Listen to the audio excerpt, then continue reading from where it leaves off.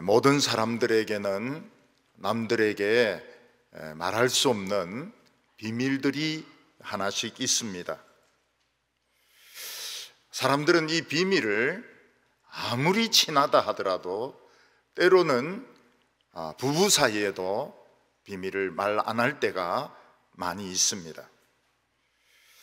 어떤 사람이 부모로부터 굉장히 큰 다이아몬드 그 반지를 물려받게 되었을 때 그 사람은 아무에게나 그 반지를 보여주거나 자랑하지 않을 것입니다. 왜냐하면 잃어버릴 수가 있기 때문에, 또 그 반지 안에 무슨 사연이 들어있을 수도 있기 때문에 다른 사람들에게 잘 보여주지 않습니다. 그냥 비밀로 혼자 몰래 가지고 있는 것입니다. 어떤 젊은이가 중고등학교 때나 대학교 때 사귀게 되었습니다. 굉장히 사랑을 하게 되었습니다. 그리고 우리 죽을 때까지 이렇게 사랑하는 마음을 변치 말자고 그런 약속들을 했습니다. 그러다가 어느 날 한 사람의 마음이 변하게 되어가지고 서로 헤어지게 되었을 때, 그런 사랑의 경험이 너무나도 아름답지만 또 다른 한편으로는 상처가 되기 때문에 다른 사람에게 말을 하지 않습니다. 어느 누구에게도 말하지 않고 마음속에 그냥 이 아픈 상처로, 그리고 한때의 그 아름다웠던 사랑으로 그냥 마음속에 이렇게 간직을 하고 살아가는 것을 볼 수 있습니다. 또 어떤 사람이 아주 그 귀한 책을 가지고 있을 때 그 책은 다른 사람에게 잘 자랑을 하지 않습니다. 예를 들어서 빨간머리 앤 초판을 가지고 있다든지, 또 메시아 처음 나왔던 그 악보를 헌책방에서 구입하게 되었다든지, 이런 귀한 책이 있을 때 남에게 잘 자랑하지 않습니다. 이것은 나의 어마어마한 재산이기 때문에 그냥 아무에게도 말하지 않고 그냥 감추어 두든지 책꽂이에 꽂아 놓든지 할 것입니다. 또 어떤 사람이 그림을 수집하다가 밀레의 만종, 그 진품을 사게 되었을 때, 그거 살려고 그러면 아마 몇십억, 몇백억을 들여야 될 것입니다. 또 어떤 사람이 이제 반고호, 영어 발음은 뱅고 이릅니다. 뱅고. 반고호의 그 별이 뜨는 밤, 별이 뜨는 밤이라든지, 또 까마귀가 날아가는 그 밀밭이라든지, 이런 것을 수십억을 주고 구입을 하게 되었다면 절대로 남에게 자랑하지 않고 자기 자신의 비밀로 가지고 있을 것입니다. 이번에 우리나라 재벌이 참 그 비밀스러운 그림들을 한 2만 가지 정도를 감춰 놓고 있었습니다. 결국 그분이 죽으면서 그게 공개가 앞으로 될 겁니다. 미술관을 차려가지고 그 사람이 비밀로 가지고 있던 그 그림들, 그 글씨들이 모든 사람들에게 공개가 될 것입니다. 사람들은 누구든지 다 마음속에 그 사랑의 아픔의 경험들, 또 자기가 보배로 생각하는 것의 이 보물들, 그리고 자기가 가지고 있는 보석이 있다면 그런 보석들을 비밀스럽게 자기만, 아무도 없을 때 혼자 꺼내어서 보고 또 집어넣고, 꺼내어서 보고 집어넣고, 이런 비밀들이 가지고 있을 것입니다. 근데 이제 그런 비밀까지 알게 되면은 그 사람하고는 진짜 담이 없는 것입니다. 그 사람을 완전히 이해할 수가 있습니다. 중국 서안에 가면 이 화청지라는 데가 있습니다. 이 화청지는 어떤 곳인가 하면 그 현종의 부인이었던 양귀비가 목욕하던 목욕탕이었습니다. 양귀비는 원래 이 현종이 자기 아들에게 며느리를 구해주려고 이 선을 봤는데 굉장히 너무 이쁘게 생겨가지고 아들 보고는 딴 여자 구하라 그러고 현종은 그냥 양귀비를 귀비로 받아들여 가지고 자기 부인으로 삼았던 여자입니다. 이 양귀비는 알록산에 난이 일어났을 때 결국 목을 메어서 자살을 하게 되는데 이 양귀비에 대한 역사적인 그 유머를 찾지 못했습니다. 어떤 사람이 밭을 이렇게 갈다 보니까 거기서 이제 벽돌이 자꾸 나오는 겁니다. 벽돌이 나오니까 이 사람이 이 예사 벽돌이 아니다. 그래서 이제 중국의 문화재청에 알린 것입니다. 문화재청에서 와가지고 쫙 줄을 쳐놓고 그걸 일일이 발굴을 해보니까 거기가 양귀비가 모욕을 하던 화청지라는 것을 알게 되었습니다. 그리고 지금 이제 화청지는 다 이렇게 복원이 되어 있습니다. 그리고 양귀비가 목욕하던 이런 목욕탕이라고 할까요? 그것도 지금 다 공개를 하고 있습니다. 이 화청지에서는 1년에 한 달 정도씩 그 쇼를 합니다. 그 막 수백 명의 그 춤추는 무희들이 나와가지고 막 굉장한 그 춤을 춥니다. 공중으로 막 날아다니기도 하고 뭐 굉장한 춤을 춥니다. 근데 그 저희들이 화청지를 간 날은 마지막 날이었습니다. 마지막 날. 추우면은 그 춤을 안 추기 때문에 마지막 날 마지막 시간에 그 화청지에 도착을 하게 되었습니다. 그래서 못 들어가게 되는데 그냥 막 들어갔습니다. 막 들어갔어요. 그 자리가 어디 있는지 어떻게 합니까? 그 최고 귀빈들이 앉는 자리는 아무도 못 앉습니다. 근데 거기에 우리 앉은 겁니다. 저하고 제 아내하고 앉은 것입니다. 제 아내는 막 들어가면서 막 소리를 질러요. 한고란 이러면서 막 들어가는데 중국 사람들이 뭐 대단한 사람인 줄 알고 막 비끼는 겁니다. 한고란 이 말이 한국인 이런 뜻인데 한고란 이러면서 막 탁 들어가가지고 앉아가지고 거기 있는 간식까지 막 먹으려고 그러는 거예요. 그래서 제가 그 간식까지 먹으면 안 된다. 절도 혐의로 걸릴 수가 있다. 여기 그냥 앉아 있는 것만 해도 쫓겨날 가능성이 많은데 이 당의 높은 이런 사람들이 와서 뭐 흰 그런 천으로 깔아놓은 그곳에서 우리가 간식까지 먹으면 나쁘지. 그러면서 우리가 그 간식은 안 먹었습니다. 뭐 간식이라 해봐야 뭐 별거 아닙니다. 그 서안에서 나오는 뭐 대추 이런 것들인데 우리 안 먹었어요. 그런데 너무 당당하게 이렇게 앉아 있으니까, 특히 어디서 왔습니까?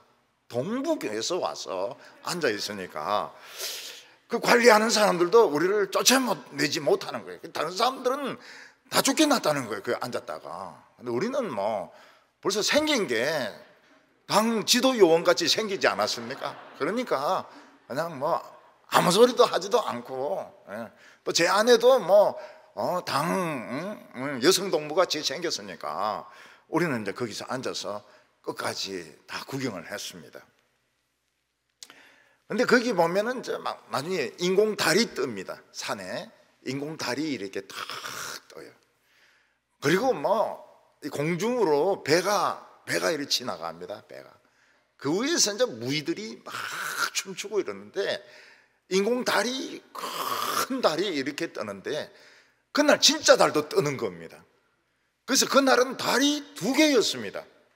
우리는 가짜 달도 보고 진짜 달도 보고, 그래가지고 참 굉장히 그 인상적인 그 시간을 보내었습니다. 그 막 물들이 막 솟아 나오고 뭐 춤을 추고 이제 난리인데, 그 다음 날 한번 가봤더니 아무것도 없어요. 뭐 파이프 같은 거 있고 뭐 이런데 뭐 다 이제 이 쇼 하느라고 무대 장치를 해놓았던 겁니다. 화청지, 양귀비가 모욕을 했던 곳, 그게 중국의 보물 중에 하나입니다. 보물 중에 하나. 근데 중국의 최고 보물은 물론 만리장성, 창청 만리장성도 있지만 또 그리고 자금성도 있지만 최고 보물은 역시 병마용입니다. 병마용. 병마용이라고 하는 것은 무엇인가 하면 도자기로 구운 수천 명의 군사들을 말합니다. 이게 이제 땅에서 나왔어요. 그런데 이 수천 명의 군사들이 표정이 같은 사람이 한 사람도 없습니다. 전부 다 따로따로 구워낸 겁니다. 그러니까 수천 명이 사람보다 조금 더 큰 크기로 만들어져 있는데 표정이 같은 군인이 한 명도 없어요. 근데 그 중에는 이제 말도 있고 마차도 있고 그렇습니다. 근데 어떤 농부가 우물을 파다 보니까 이 도자기 조각들이 막 나오는 겁니다. 그래서 이제 중국의 문화재청에 연락을 하니까 크게 이제 이 줄을 쳐가지고 봤습니다. 그 하나가 축구장 몇 개만 합니다. 그 안을 이제 파 들어가 보니까 이 깨진 도자기 조각이 막 수만 개가 나오는 겁니다. 수만 개가. 중국 사람들은 그걸 일일이 다 모아가지고 테이프로 붙여가지고 그래 군인으로 이렇게 병마용으로 만든 겁니다. 깨지지 않고 나온 것은 하나도 없습니다. 전부 그 위에가 무너지면서 다 깨어지는데 중국에서는 그걸 본드로 다 붙였어요. 본드로 붙여가지고 전부 군인들이 이렇게 서 있도록 하는데 그 군인들이 서 있는 곳에는 들어가지 못하도록 유리로 막아놨습니다. 그리고 아직 붙이지 못한 그 도자기 조각이 엄청 많아요. 그런 게 땅속에 몇 개나 있다는 것입니다. 몇 개. 아직 파내지 못한 이 병마용이 여러 개 있다고 이야기를 하고 있습니다. 이것도 중국의 비밀이죠. 중국 사람들조차도 몰랐던 중국의 비밀이었습니다. 그러나 이게 공개되었을 때는 병마용 하나 가지고 돈 얼마나 많이 버는지 모릅니다. 수많은 사람이 거기에 와가지고 보고 사진 찍고 가고 돈 내고 입장료 내고 들어오고 이렇게 하는데 그 비밀이 밝혀졌을 때 중국은 떼돈을 막 버는 겁니다. 떼돈을 벌어요. 우리 원래 그 떼놈 이래 부르지 않습니까? 떼돈을 벌어요. 엄청난 돈을 벌고 있는 것입니다. 군대에서는 비밀이 많습니다. 그래서 1급 비밀, 2급 비밀, 3급 비밀, 취급 인가를 이렇게 받게 되어 있습니다. 그 비밀 허락을 받지 않고 비밀을 취급을 하면 그 사람은 붙들려 들어가게 됩니다. 간첩 혐의로 붙들려 들어가게 됩니다. 이 병기 창고가 어디 있느냐? 이런 건 다 비밀입니다. 우리는 다 알지만은 병기 창고가 어디 있느냐 하는 것은 비밀에 속하고 군인들의 명단 이 전부 비밀에 속합니다. 그때 어떤 사람이 와, 나 이런 명단들이 페이지로 막 나오니까 이걸 고물상에 팔자고. 그 고물상에 팔면 큰일 납니다. 그거는 명단 이런 게 다 들어있는데 전부 이거는 비밀이거든요. 구축함의 어떤 생김새, 성능, 또 새로 도입한 비행기의 모습, 비행기의 성능 이런 건 전부 다 비밀입니다. 비밀. 사진도 못 찍게 해요. 한 번은 북한에서 3,000톤급의 잠수함을 공개를 했습니다. 그 위에 이제 위원장 동지가 딱 있고 3,000톤급 이 잠수함을 공개를 했는데, 여기서 이제 미사일을 쏘면 미국까지 날아간다는 것입니다. 그런데 전문가들이 그 사진을 보고 이 잠수함은 가짜 잠수함이라 이렇게 판단을 내렸습니다. 왜냐하면은 이 잠수함이 아주 오래된 고물인데, 그 고물 위에다가 딱 위원장 동무가 있을 수 있는 그런 이런 부분을 만들어 놓고 사진 찍은 건데, 만약 여기서 미사일 쏘면 이 바로 깔아앉는다고 전문가들은 판단을 했습니다. 마찬가지로 천국에도 비밀이 많이 있습니다. 그 중에 천국의 존재 자체가 비밀입니다. 천국이 있느냐 없느냐, 하나님의 나라가 있느냐 없느냐, 어디 있느냐, 전부 비밀에 속합니다. 천사들의 숫자는 얼마나 되느냐, 비밀입니다. 우리는 천사가 몇 명이나 되는지, 어떻게 생겼는지 우리는 모릅니다. 전부 비밀로 되어 있습니다. 심지어는 마귀에 대해서도 우리는 잘 모릅니다.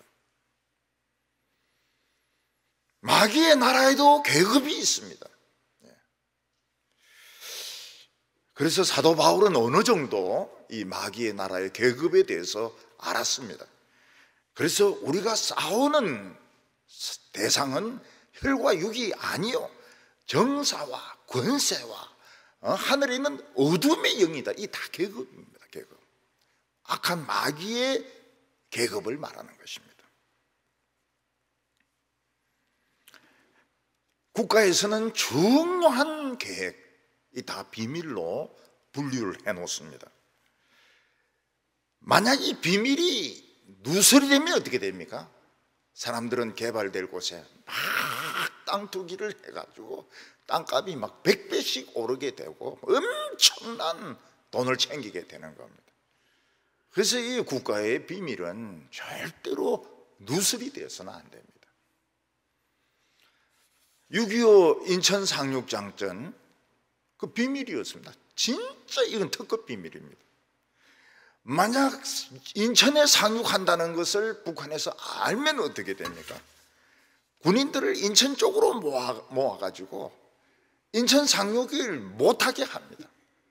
그러면은 전쟁이 굉장히 어려워지죠.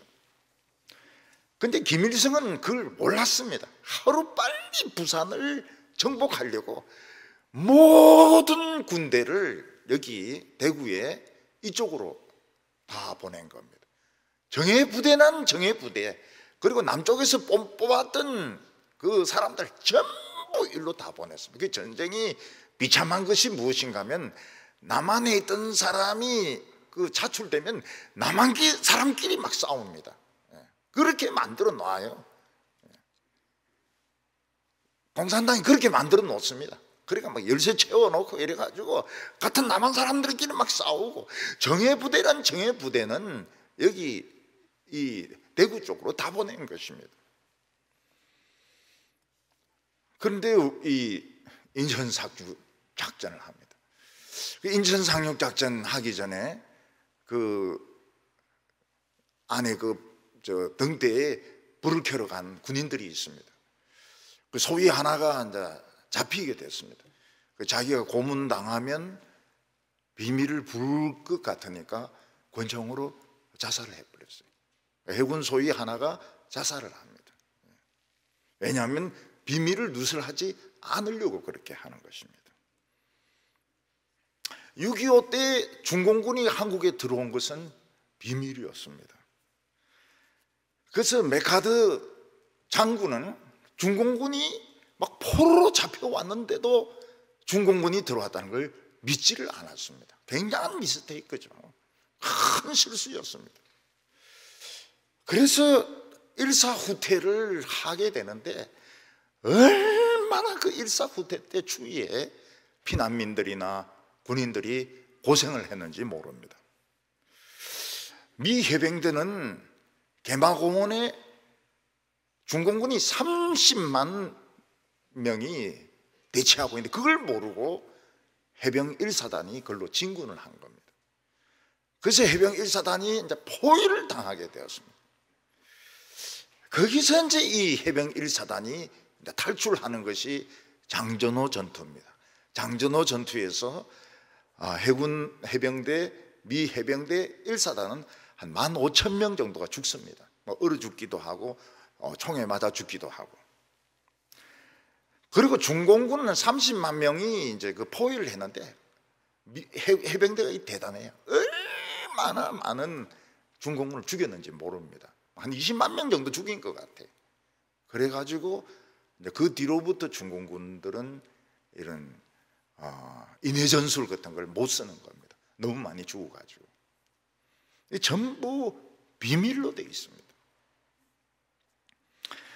하나님 나라에서 큰 비밀은 하나님 나라가 있느냐 없느냐 하는 것도 비밀이고, 있다면 어디에 있느냐 하는 것도 비밀이고, 하나님 나라에서 어떻게 사느냐 하는 것도 전부 비밀로 되어 있습니다. 하나님 나라의 큰 비밀 중에 하나는 하나님이 계신다는 것 자체가 비밀입니다. 하나님은 우주와 온 세계를 만드셨는데 하나님은 자신을 비밀로 하셨습니다. 근데 하나님은 오직 이스라엘 백성들, 성경을 통해서만 자기 자신을 나타내셨습니다. 근데 수천 년, 수만 년 동안 감추어졌던 하나님 나라의 비밀이 있습니다. 비밀 중에 최고의 비밀이 무엇인가 하면 하나님에게 아들이 있다. 이게 최고의 비밀입니다. 오늘 첫 번째는 사도 바울이 자기는 기꺼이 고난을 받는다고 이야기하고 있는 것입니다.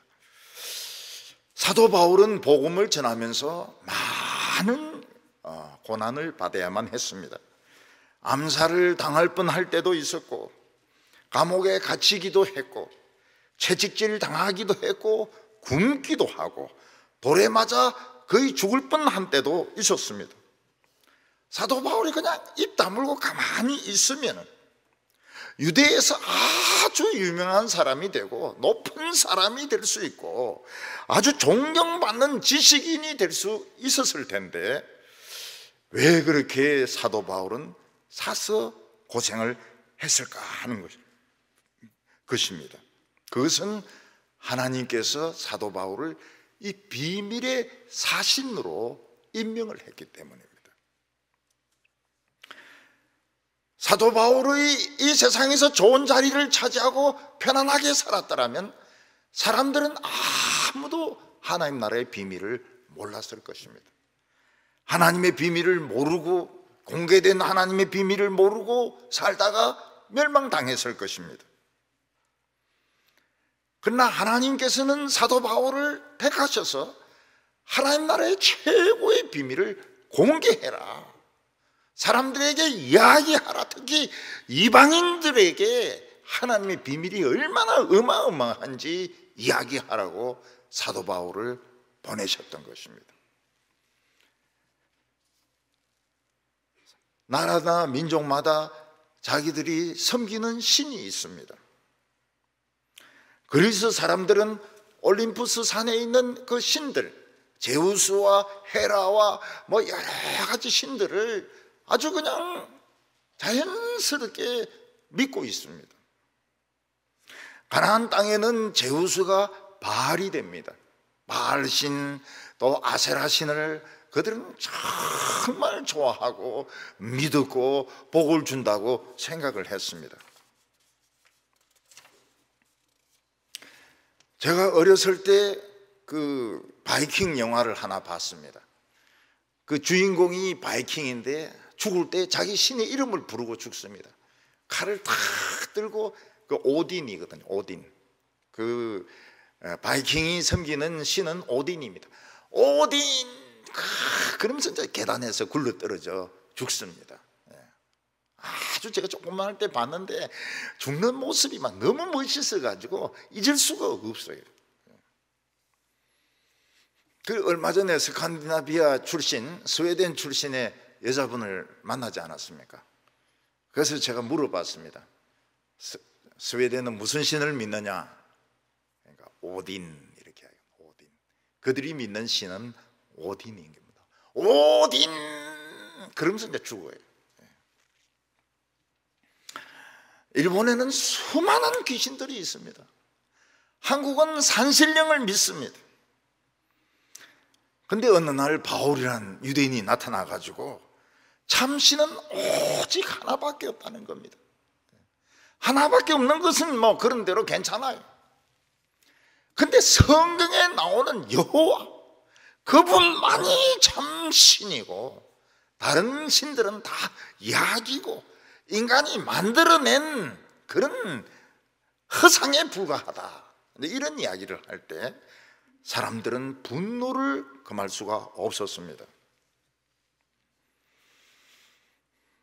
지금까지 우리 신들이 오딘이 지켜주고 있고 바알이 지켜주고 있고 제우스가 지켜주고 있고 우리가 수천 년 역사를 가지고 살아왔는데 어떻게 갑자기 유대인이 나타나가지고 성경에 나오는 그 여호와만이 참신이다, 이건 너무 말도 안 된다.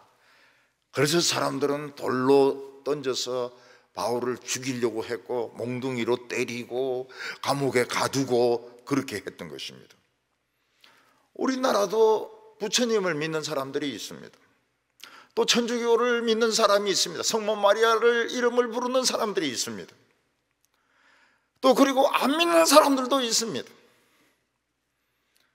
근데 예수 믿는 사람이 성경에 나오는 여호와 하나님만 참 하나님이다, 마리아는 신이 아니다, 마리아에게 기도하면 안 된다, 부처님은 그 생각한 것이다, 실제로 있기는 있었지만 신은 아니다, 그러면 사람들이 굉장히 싫어합니다.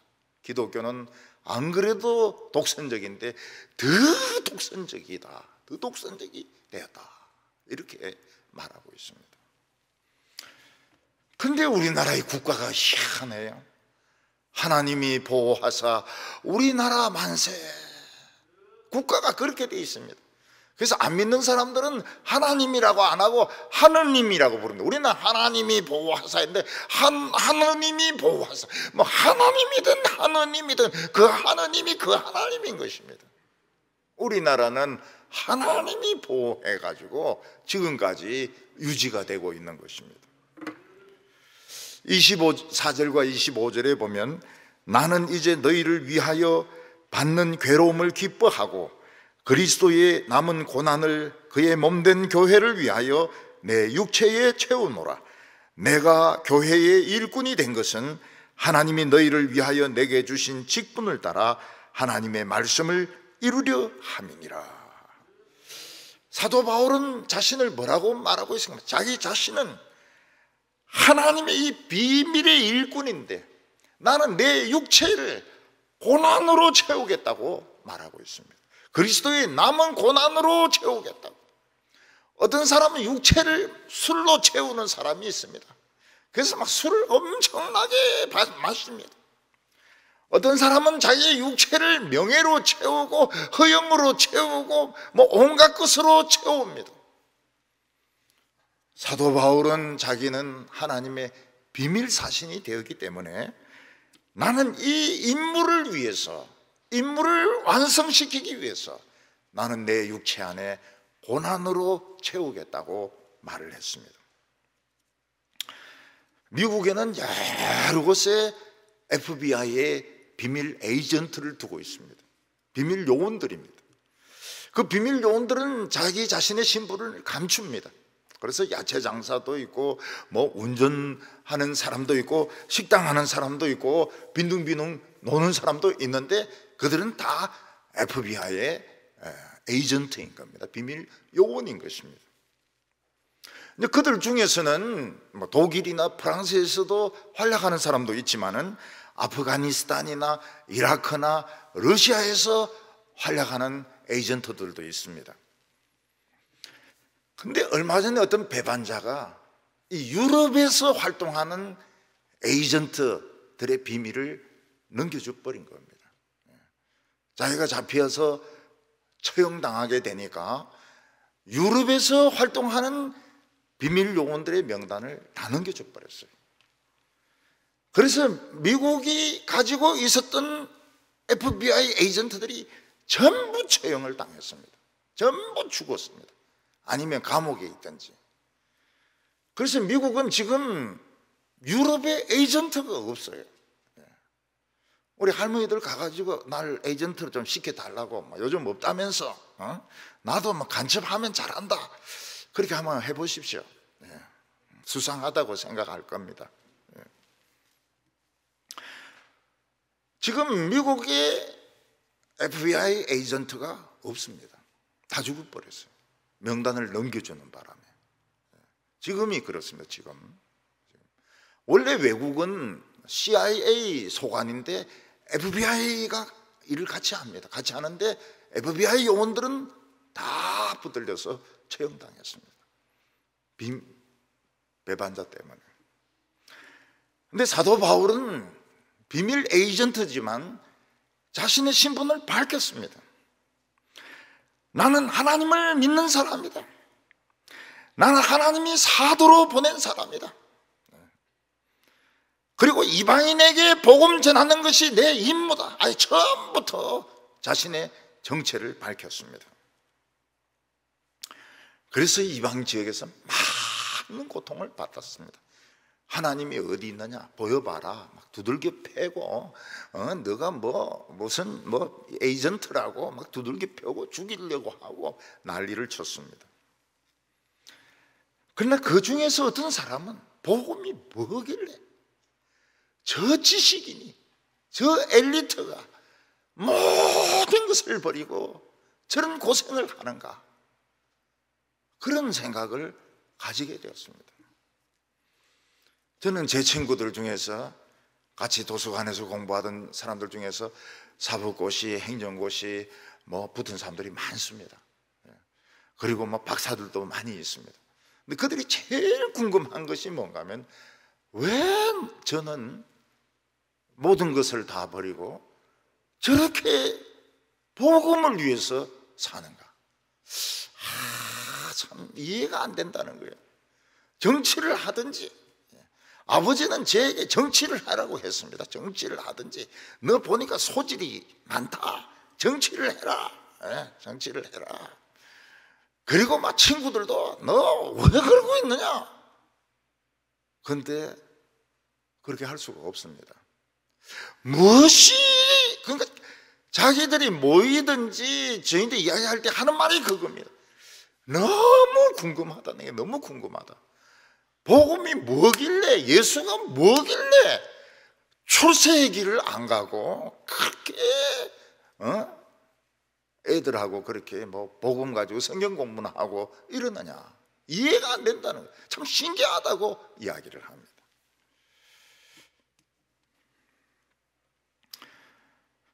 여기에 어려운 말씀이 나옵니다. 그리스도의 남은 고난을 그의 몸된 교회를 위하여 내 몸에 채우노라. 그리스도의 남은 고난이 있을까요? 예수님께서 채찍에 맞으시고 십자가에 6시간 못 박혀 죽었는데도 고난이 더 필요할까요? 예수님이 당하신 고난은 우리를 구원하기에 부족하기 때문에 사도 바울이 그것을 더 채워야 되는 걸까요? 천주교에서는 그렇게 이야기합니다. 천주교에서는 어떤 사람이 죽었는데 공로가 부족하단 말이죠. 그 공로가 부족하면 그 부족한 만큼 성자에게서 빌려올 수 있습니다. 그래서 성자의 이름을 부르면서 도와달라고 그러고, 성모 마리아에게 이름을 부르면서 도와달라고 그렇게 합니다. 그런데 사도 바울이 이야기하는 것은 예수님의 고난이 부족하다는 것이 아닙니다. 예수님은 구원을 완전히 이루셨지만 이 구원이 모든 믿는 사람에게 가려고 하면 고난이 더 있어야 된다는 것입니다. 자기는 기꺼이 그 고난을 감당하겠다는 거예요. 복음 전도의 고난은 난 기쁘게 감당하겠다. 그래서 그리스도의 남은 고난을 내 육체에 채운다고 말했습니다. 예수님의 고난은 부족한 것이 없습니다. 충분합니다. 그렇지만 이 미련한 우리들이 복음을 들으려고 하면 누군가가 고생을 해 주어야 됩니다. 누군가가 전도를 해 주어야 되고, 누군가가 복음을 전해 주어야 되고, 전해 주다가 욕을 얻어먹어야 되고, 교회 나가다가 집에서 쫓겨나야 되는데, 그 고난은 우리가 기쁨으로 받아야 된다고 말을 하고 있습니다. 우리나라 복음이 오기까지 어떤 일이 있었습니까? 선교사들은 성경을 한글로 번역을 했습니다. 성경을 한글로 번역했습니다. 신약부터 번역을 했습니다. 뭐 마가복음, 누가복음. 그래서 신약이 이제 먼저 번역되는데 성경 전서 이래가지고 번역이 되었습니다. 선교사들은 말도 통하지 않는 이 한국에 와가지고 시골에 가가지고 노인들에게 전도합니다. 어린이들에게 전도합니다. 이 선교사들 중에서 20대가 많았습니다. 이 풍토병에 걸려서 죽었습니다. 그래서 제일교회 옆에도 묻혀 있고 양화진에도 묻혀 있습니다. 하나님의 백성들은 에이전트입니다. 에이전트는 자기의 사명을 감당하기 위해서 편하게 살려고 해서는 안 되고, 대접받으려고 해서는 안 되고, 자기 육체 속에 예수님의 십자가 같은 고통을 채워서라도 한 명을 더 구원해야 된다고 이야기하고 있는 것입니다. 우리나라는 천주교가 먼저 들어왔습니다. 100년 먼저 들어왔습니다. 조상에게 제사를 지내지 않는다고 해서 그 흑석동에 있는 그 절두산에 많이 목을 베어서 죽였습니다. 목을 베어가지고. 그래서 절두입니다. 절두. 머리를 잘랐다 해가지고 절두산입니다. 일본은 그 처음에는 좀 우호적이다가 나중에는 적대적으로 변했습니다. 그래서 일본은 예수 믿는 사람들을 싹 잡아가지고 맨발로 큐슈까지 데리고 갔습니다. 큐슈의 그 나가사키 거기서 많이 십자가에 못 박아 처형하는데 어린애들도 있습니다. 어린애들도 십자가에 못 박아 처형하고, 또 큐슈에서 조금 더 들어가면 운젠이라는 데가 있습니다. 그 운젠은 화산이 뭡니까? 물이 끓어요. 물이 막 끓습니다. 너무 뜨거워가지고. 거기에 넣어가지고 삶아 죽였습니다. 많이 죽였습니다. 그리스도의 교회가 세워지기까지 복음 전하는 자들은 예수님은 아니지만 예수님이 보낸 그런 에이전트로서 그들은 기꺼이 고난을 받았던 것입니다. 한 영혼이라도 더 건져야 된다. 내가 죽어도 한 영혼은 더 건져야 된다. 그래서 그들은 자기의 인생을 조금도 귀하게 생각하지 않고 복음 전하는 일을 위해서 자기 자신의 육체의 고난을 채웠던 것입니다. 사람들은 자기 육신 속에 먹을 것을 채웁니다. 뷔페에 가면은 막 먹을 것이 많은데 막 채우는 사람이 있습니다. 5그릇, 6그릇씩 막 가져와가지고 채웁니다. 세상에 썩어질 영광 감투로 막 채웁니다. 사도 바울은 한 영혼이라도 더 건지기 위해서 나는 고난의 뷔페에 가가지고 이 고난 저 고난 다 받겠다, 그렇게 해서라도 한 영혼이라도 더 건지기 원한다고 말을 했습니다. 오늘 교회는 어디와 연결이 됩니까? 예수님의 십자가와 연결이 됩니다. 그래서 교회가 부흥이 되고 교회에서 성의 역사가 나타나려면 십자가의 고난이 연결이 되어야 됩니다. 이것이 천국길인 겁니다. 오늘 두 번째는 하나님의 최고로 오래된 비밀입니다. 하나님에게는 오래된 비밀이 있었습니다. 이 비밀은 천사들도 잘 몰랐어요. 천사들도 긴가민가 했습니다. 우리 인간들에게는 하나님도 비밀입니다. 그래서 뭐 산신령을 찾고 삼신 할머니를 찾고 딴 신을 찾고 그렇게 합니다. 근데 사람들의 상상력이 얼마나 뛰어난가 하면 천사가 있다 하는 걸 많이 생각을 해요. 네. 천사가 있을 것이다, 이런 생각들을 가지고 있는 사람들이 많이 있습니다. 아바가 부른 노래 중에서 Do you believe in angel? 너는 천사가 있는 걸 믿느냐? 그런 노래가 나옵니다. 자기는 믿는데 천사를 믿는다고 이야기합니다. 요즘 어린이들은 천사보다는 산타크로스를 더 믿습니다. 그래서 애들은 제일 걱정이 그 크리스마스 이브 날 눈이 안 오면 이 썰매가 못 오기 때문에 올해 선물 못 받는구나. 그걸 애들은 진짜 걱정을 해요. 눈 안 오는 거를. 근데 이방인에게는 두 가지 비밀이 동시에 선포되었습니다. 그게 뭔가 하면 하나님이 계시다. 이스라엘 백성들에게는 비밀이 아닙니다. 근데 이방인들에게는 비밀, 하나님이 계시다. 하나님은 너희를 사랑하신다. 이 비밀이 막 공개가 된 거예요. 성경에 있는 이스라엘 백성들이 믿는 하나님이 진짜 하나님이다. 그리고 더 놀라운 비밀이 뭔가 하면 그 하나님에게 아들이 있는데 그 아들이 너희를 위해서 죽었다. 이 두 가지 비밀이 막 그냥 동시에 터져 나온 겁니다. 하나님 나라는 있다, 성령이 오셨다, 막 비밀이 막 댐이 무너지듯이 막 터져 나왔던 것입니다.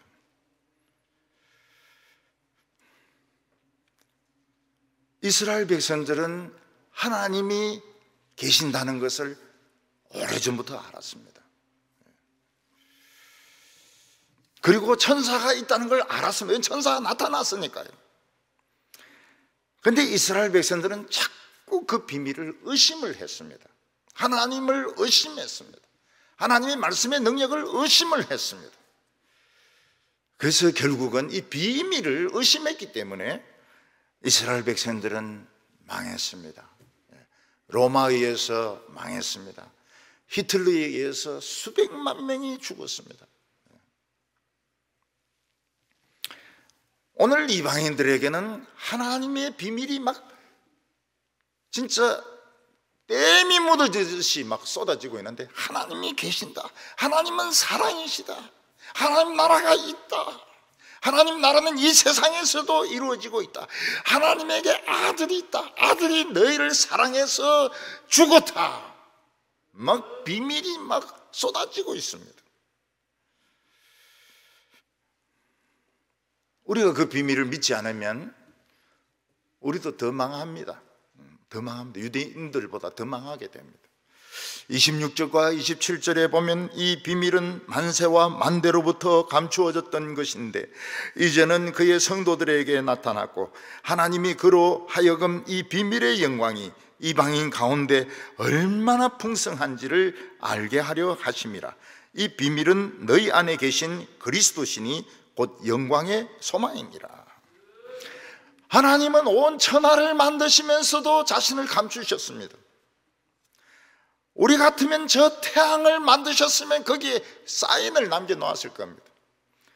저 새파란 하늘을 만들었으면 거기에 여호와라고 사인을 남겨놓았을 겁니다. 바다도 마찬가지입니다. 저 넓은 바다를 만들었으면 내가 만들었다고 사인을 남겨놓았을 겁니다. 그러나 하나님은 사인을 남겨놓지 아니하셨습니다. 하나님은 자신이 만든 것도 자신이 만들었다고 말씀하지 아니하시고 자신의 존재 자체도 비밀에 붙이셨습니다. 근데 그 하나님에게 만세 만대로부터 내려왔던 비밀이 천사들도 긴가민가 했던 것이 바로 하나님에게 아들이 있다는 것입니다. 그래서 우리는 예수를 아는 지식 이렇게 할 때 예수님에 대해서 다 알지 못합니다. 그냥 우리가 복음서에서 보는 그 정도만 알고 있지, 또 히브리에서 나오는 그 정도만 알고 있지, 예수님에 대해서 모든 것은 우리는 절대로 다 알지 못합니다. 하나님에게 아들이 계신다. 이게 비밀 중에 톱이었습니다. 톱 시크릿, 최고의 비밀이었습니다. 그리스도는 아버지의 사랑을 가지고 이 세상에 오셨는데 완전한 인간으로 오셨습니다. 아기로 태어났습니다. 하나님이 보시기에 우리는 개미보다도 못하고 지렁이보다도 못한 존재입니다. 근데 하나님이 진짜 개미보다도 못하고 지렁이보다 못한 인간이 되신 것입니다. 사람 보고 벌레가 되라든지 지렁이가 되라 그러든지 뭐 닭이 되라든지 이러면 얼마나 신경질을 내겠습니까? 뭐 닭은 고사하고 당나귀가 되라 그래도 막 굉장히 신경질을 낼 겁니다. 하나님의 아들은 만세 전부터 만대 전부터 감추어져 있었던 비밀인데 하나님의 아들은 나타남과 동시에 아기로 태어나셨습니다. 예수님은 진짜 아기였습니다. 엄마 젖을 빨고 울고 기저귀를 갈아주어야 되고 그런 아기였습니다. 정말 힘이 없는 아기였습니다. 예수님은 막 한 이틀 만에 어른이 되고 히브리어, 헬라어 줄줄 하고 뭐 라틴어를 하고 이런 천재가 아니었습니다. 예수님도 청소년 시절에 부모와 갈등을 일으킵니다. 청소년들은 질풍노도의 시대라고 부모님은 예수가 당연히 집에 가서 아버지 목수일을 도와야 되는데 예수님 생각은 자기는 성전에서 계속 성경 연구하고 성경 토론하고 성경학자들하고 지내겠다는 것입니다. 그래서 엄마가 책망을 합니다. 얘야, 너가 없어져가지고 우리가 며칠 동안 찾았는지 모르느냐? 응? 그러니까 예수님 뭐라고 하면 내가 아버지 집에 있어야 될 줄 몰랐습니까? 여기가 내 아버지 집인데 응? 나사렛 거기는 너 집이고 여기가 내 집인데 내가 아버지 집에 있어야 될 줄 몰랐습니까? 야가 무슨 소리 하고 있노? 그 예수님 그냥 따라가서 계속 못질을 하면서 대패질을 하면서 30살이 될 때까지 가정 식구들을 도왔던 것입니다.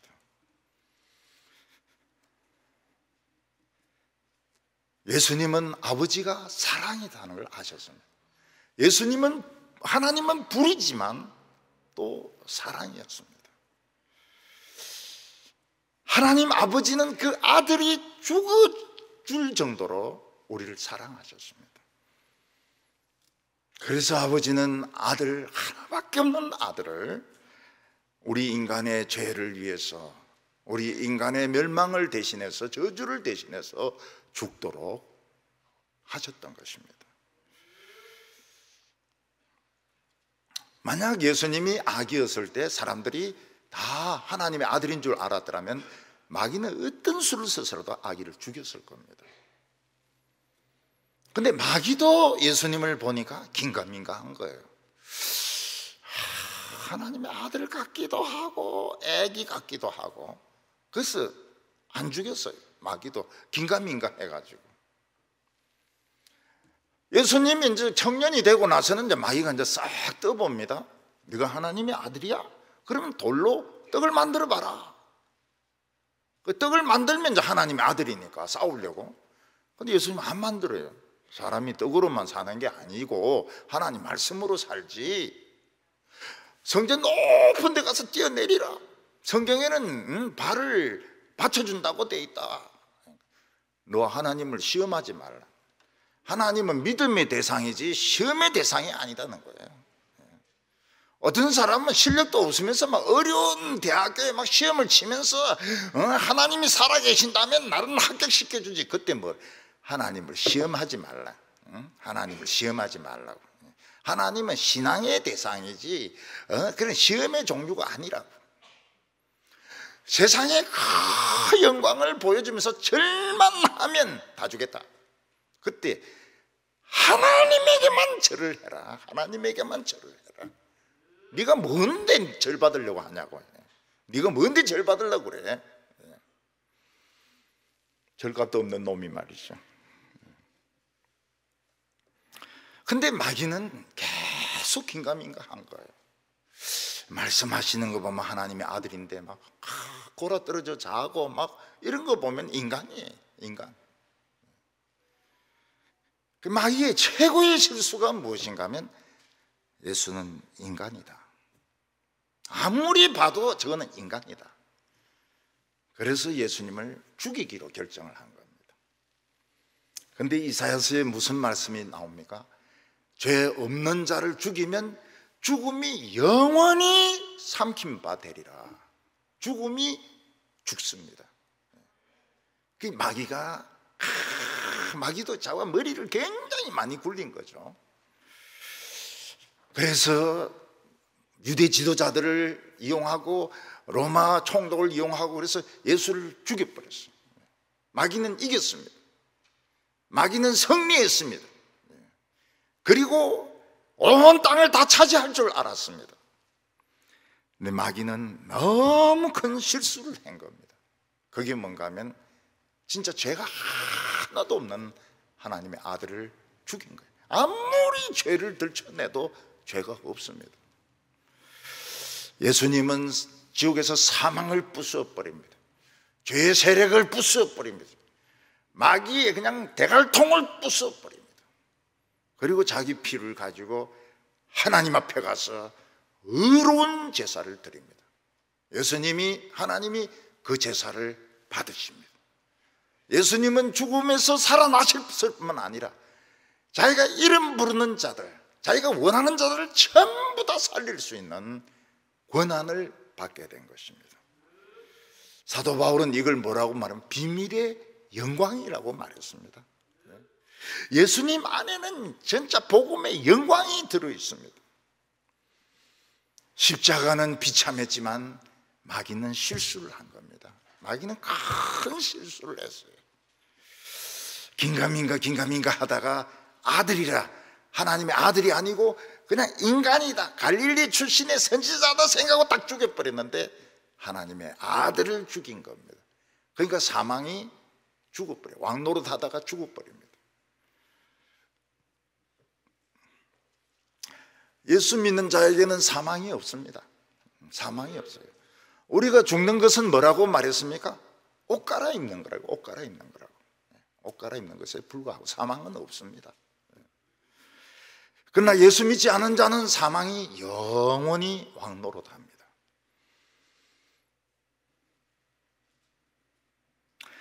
우리 예수 믿는 사람이 죽으면 손해 아닙니까? 예.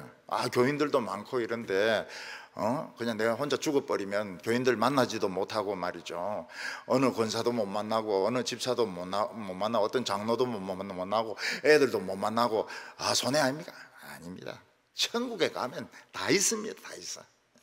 천국에 더 많은 친구들이 기다리고 있습니다.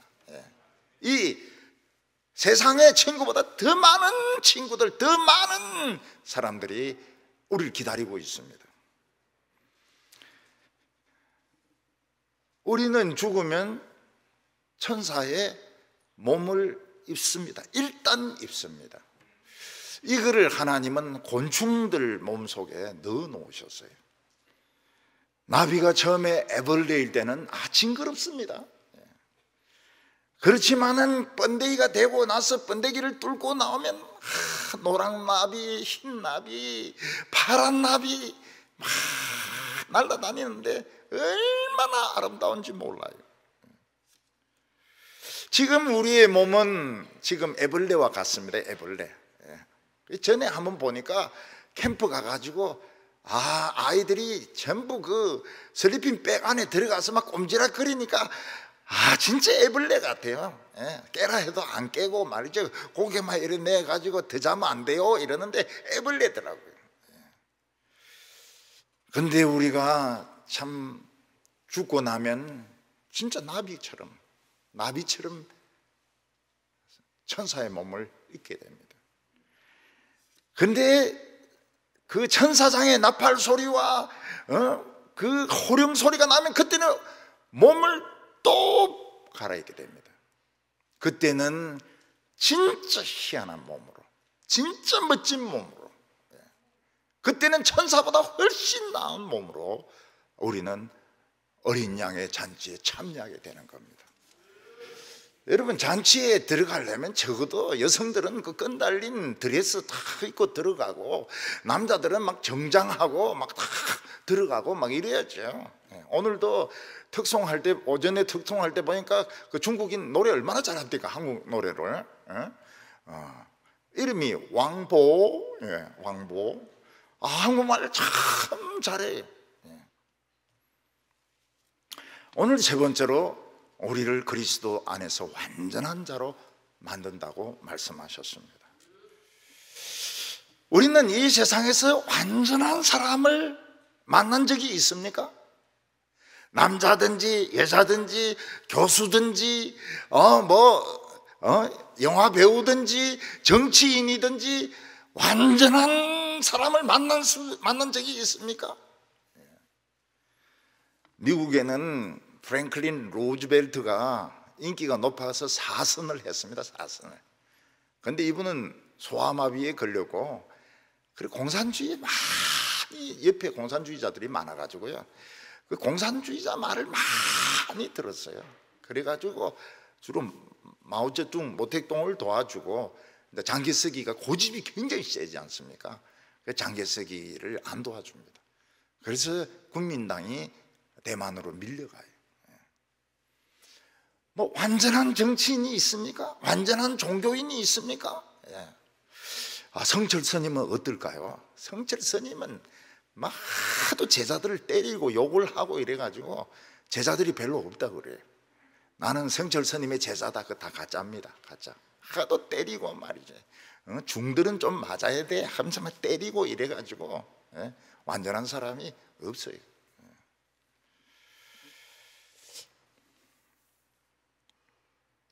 공자도 완전하지 않습니다. 공자도 처음에는 막 그 세상 정치를 하려고 애를 많이 썼습니다.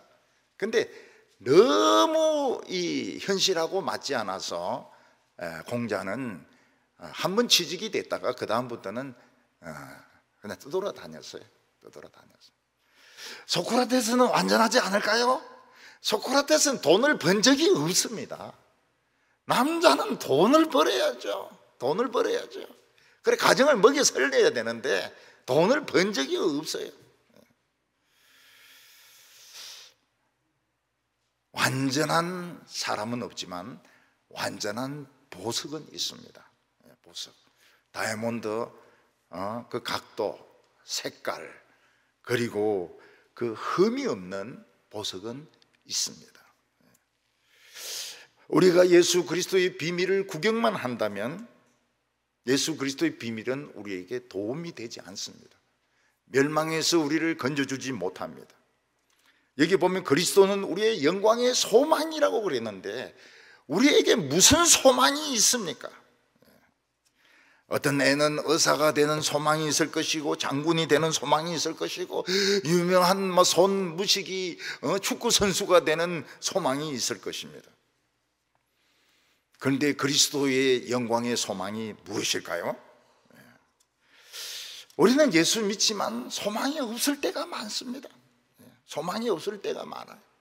천국을 막 간절히 사모하고 이 세상에서도 신앙생활을 간절히 하기보다는 그냥 교회 그냥 일요일이니까 나오고 천국에 또 간다 하니까 막 가겠지 뭐 이런 식으로 맥이 빠져가지고 침체가 돼가지고 신앙생활을 지금 하고 있는 것입니다.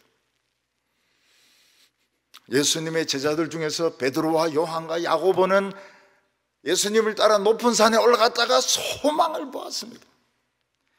예수님이 변화가 되셨는데 막 태양보다 더 빛나는 모습으로, 옷은 전부 흰색으로 너무나도 빛난 모습으로 나타났습니다. 거기에 너무 좋아가지고 베드로는 뭐라고 말합니까? 여기서 죽어도 좋습니다. 여기 초막 셋을 짓되 하나는 주를 위하여, 하나는 모세를 위하여, 하나는 엘리야를 위하여. 그 말이 뭐냐면 여기서 죽어도 좋습니다. 너무 기쁘고 좋아가지고. 그들은 오래전에 죽은 줄 알았던 모세와 엘리야가 살아있는 것을 알게 되었습니다. 그리고 예수님에 대하여 막 이야기하고 있는 것을 들었습니다. 모세와 엘리야는 돈은 없었습니다. 그렇지만 모세는 홍해를 갈라지게 했습니다. 그리고 엘리야는 돈은 없었습니다. 그러나 하늘이 닫혀서 3년 반 동안 비가 오지 않게 하고 불이 떨어지게 했습니다. 여러분, 이 세상에 아무리 지가 공부를 잘하고 똑똑하고 재능이 있다 하더라도 홍해를 가를 수 있는 사람은 없습니다. 하늘에서 불 떨어지게 할 수 있는 사람은 없습니다. 죽은 지 수천 년이 지났는데 살아 있습니다. 주님, 십자가를 앞두고 참 주님 어떻게 해야 됩니까? 의논을 하고 있는 것입니다. 예수님께서는 우리가 오후 예배에 우리를 어떻게 만드십니까? 말씀으로 정교하게 우리를 따듬습니다. 완전한 보석으로, 흠도 티도 불순물도 없는 보석으로 우리를 다듬으시는 것입니다. 오늘 예배 드리면서 우리의 그 진가가 엄청나게 업그레이드 하게 되어 있습니다. 그래서 오후 예배 보고 돌아가면서 계단이나 차에서 부부싸움 하지 마시기 바랍니다. 그러면 옛날로 돌아간다고요. 28절에 우리가 그를 전파하여 각 사람을 권하고 모든 지혜로 각 사람을 가르치면 각 사람을 그리스도 안에서 완전한 자로 세우려 함이니. 이 완전한 자가 뭡니까? 이 뭐 소크라테스나 공자나 무슨 학자같이 완전한 지식이 어디 있습니까? 완전한 인격이 어디 있습니까? 요즘 미국에 대한 그런 그 소설을 보니까 뭐 하버드 교수고 하버드 박사를 졸업하고 너무 아는 게 많아요. 근데 도덕적으로는 형편이 없습니다. 형편이 없어요. 야, 인간의 지식이 이런 거구나. 인간의 지식이 이런 거구나. 실력은 엄청납니다. 책은 무지무지하게 많이 알고 있어요.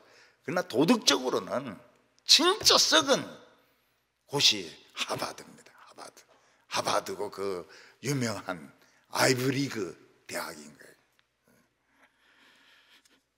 우리가 예수 복음을 들으면 보석이 됩니다. 그러나 불순물이 워낙 많아가지고 목걸이나 반지로 만들 수가 없습니다.